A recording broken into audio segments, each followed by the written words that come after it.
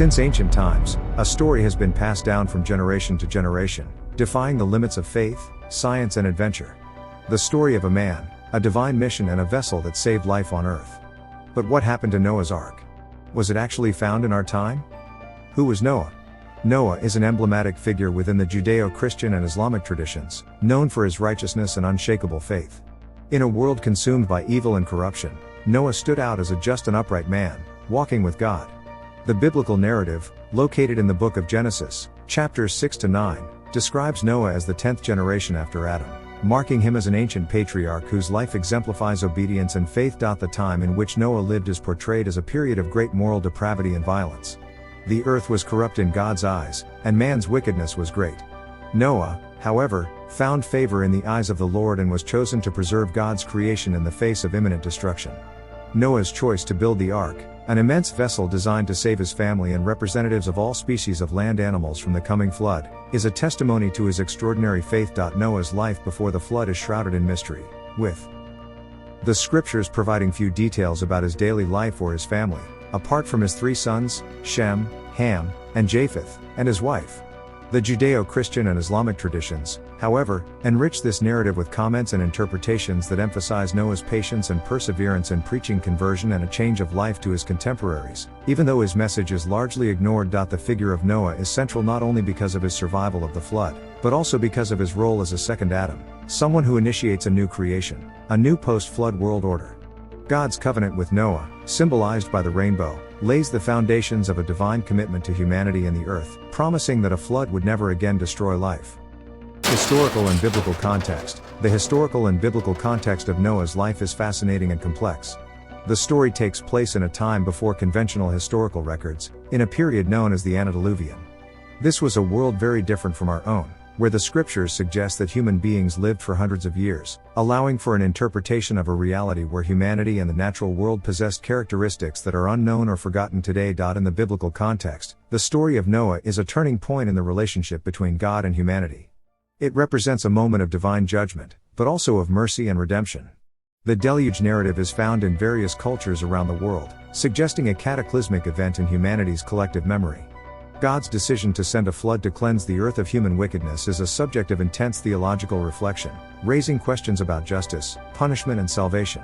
Noah, in his blind obedience, symbolizes absolute faith in divine providence, even when faced with the end of the known world. The construction of the ark, at God's command, is an act of faith and a technical and spiritual challenge. The ark's divine specifications, including dimensions and materials, demonstrate a concern for the preservation of life in its various forms. The ark is more than a vessel, it is a symbol of salvation and a sanctuary of life in the midst of destruction. Noah's life, therefore, is a rich tapestry of faith, obedience and renewal. His story, although rooted in ancient times, speaks to eternal questions of morality, justice and the possibility of starting over. Noah emerges not only as a survivor of a lost world, but as a pillar of human and divine hope, a forerunner of the concept of renewal and second chances that permeates many spiritual and religious traditions. The narrative of the building of the ark and the subsequent flood, as described in chapters 6 to 9 of the book of Genesis, is one of the most iconic and deeply symbolic stories in the Bible. These events not only test Noah's faith and obedience, but also represent a moment of renewal and divine promise for humanity and the earth. Let's dive into the details of these remarkable events. The building of the ark. The divine command to build the ark comes to Noah as a sign of trust and a task of unprecedented magnitude. God gives specific instructions about the dimensions and the materials to be used: cypress for the wood and bitumen for sealing. The ark was to be 300 cubits long, 50 wide and 30 high, with 3 internal floors, a side door and a window. These specifications not only guaranteed the ark's buoyancy and habitability, but also symbolize the meticulousness and preparation needed to preserve life. The construction of the ark by Noah and his family is a testimony to their unshakable faith. Imagine the scene. In the midst of a world that had never seen rain, Noah begins the construction of a colossal vessel, based solely on the divine promise of a destructive flood. This act of faith is accompanied by the mockery and disbelief of Noah's contemporaries, who neither understand nor accept the message of repentance and the imminence of divine judgment. The ark, therefore, represents more than a mere vessel.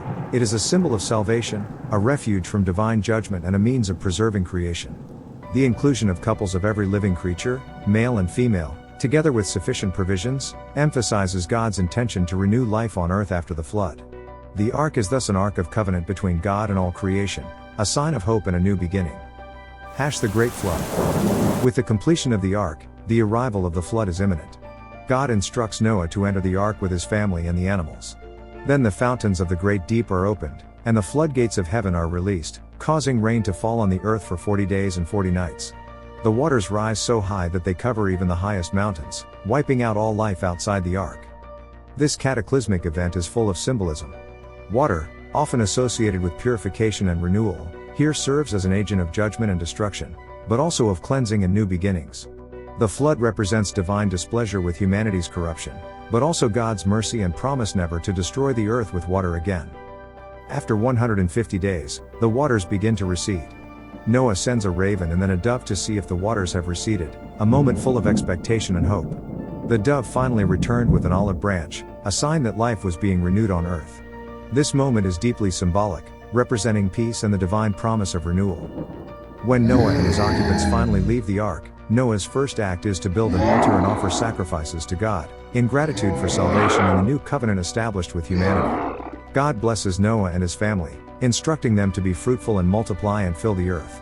The rainbow is established as a sign of this eternal covenant, a promise that there would never again be a flood to destroy the earth. The story of the building of the ark and the great flood is a narrative of faith, judgment, mercy and renewal.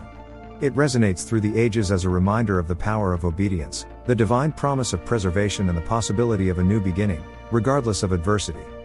The search for Noah's Ark has fascinated mankind for centuries, and Mount Ararat, located in present-day Turkey, has been at the center of this quest due to ancient traditions that point to it as the Ark's final resting place. The mountain, which dominates the landscape with its snow-capped peaks and rises more than 5,000 meters above sea level, is shrouded in mystery, legend and an aura of sanctity. We'll explore the most notable expeditions, the evidence found and the theories surrounding the search for the Ark at this emblematic site and others.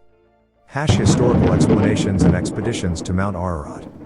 Since the 19th century, adventurers, explorers and researchers have been drawn to Mount Ararat with the hope of finding the Ark. These expeditions vary in scope and credibility, ranging from serious, well-funded quests to more speculative adventures. Notable expeditions. The Friedrich Parrot Expedition, 1829. Friedrich Parrot, a German scientist, was one of the first to undertake a scientific expedition to Mount Ararat, although his main objective was not to find the Ark. His climbs helped popularize the mountain as the Ark's resting place. The 1955 expedition led by Fernand Navarra. Fernand Navarra, a French explorer, claimed to have found an ancient piece of wood on the glacier near the peak. He argued that this wood was part of the Ark, dating it to around 5,000 years ago. However, later critical analyses questioned the authenticity and origin of the wood. Expeditions in the 1980s and 1990s. Several expeditions were carried out during these years, some sponsored by religious organizations and others by scientific interests. Although many claims were made, including the sighting of wooden structures and unusual rock formations, no concrete proof was universally accepted by the scientific or archaeological community. Evidence and theories. Photographic and satellite evidence. Satellite images and aerial photographs of Mount Ararat have been analyzed in search of anomalies that might indicate the presence of the Ark. Some images suggest the existence of structures or formations under the ice and snow, although their interpretation is controversial. Alternative location theories. In addition to Mount Ararat, other locations have been proposed as the possible final resting place of the Ark, based on different interpretations of ancient sources and geological analyses. Mount Cudi in Turkey and sites in Iran and even further afield have been suggested by different theorists and explorers. Challenges and controversies.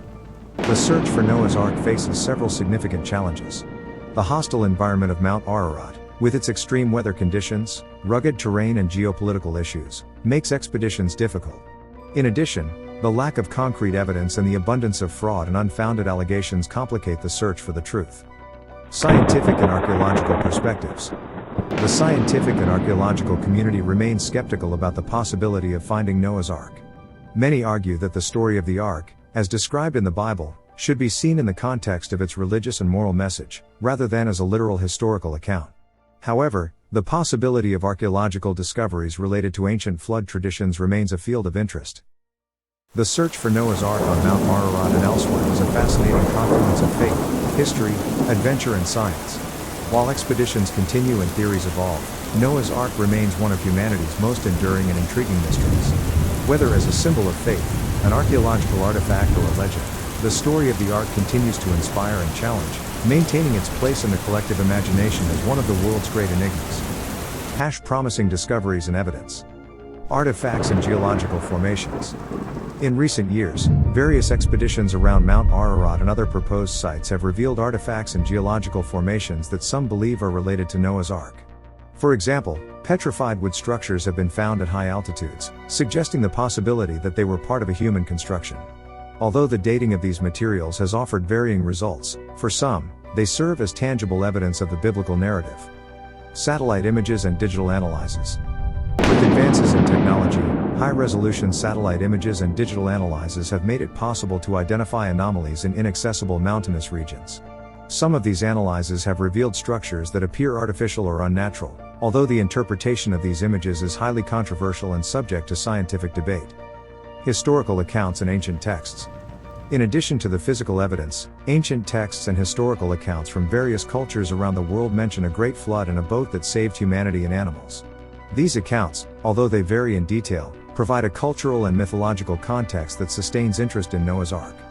Theories and speculations. Various theories have been proposed to explain the location of the Ark and the details of its construction and survival of the flood. Some of these theories include the hypothesis that the Ark could have been carried to places far from Mount Ararat by tectonic movements or changes in sea level. Other speculations address the possibility of the Ark being buried under layers of ice or volcanic debris, which would make it difficult to find. Cultural and spiritual impact. The search for Noah's Ark transcends mere archaeological adventure. It touches on profound questions of faith, biblical interpretation, and the human desire for connection with the divine. For many, the physical existence of the Ark would serve as a tangible confirmation of Scripture and a reminder of God's power and promise. For others, the search itself is an act of faith and a spiritual journey that reflects a broader search for meaning and truth. The revelations and mysteries surrounding Noah's Ark invite us to explore not only the physical world, but also the realm of faith and spirit. The search for the Ark, with its promising discoveries, intriguing evidence, and speculative theories, continues to inspire and challenge. Regardless of whether the Ark is ever found, its story remains a powerful symbol of hope, renewal, and the eternal human quest for understanding and connection with the sacred.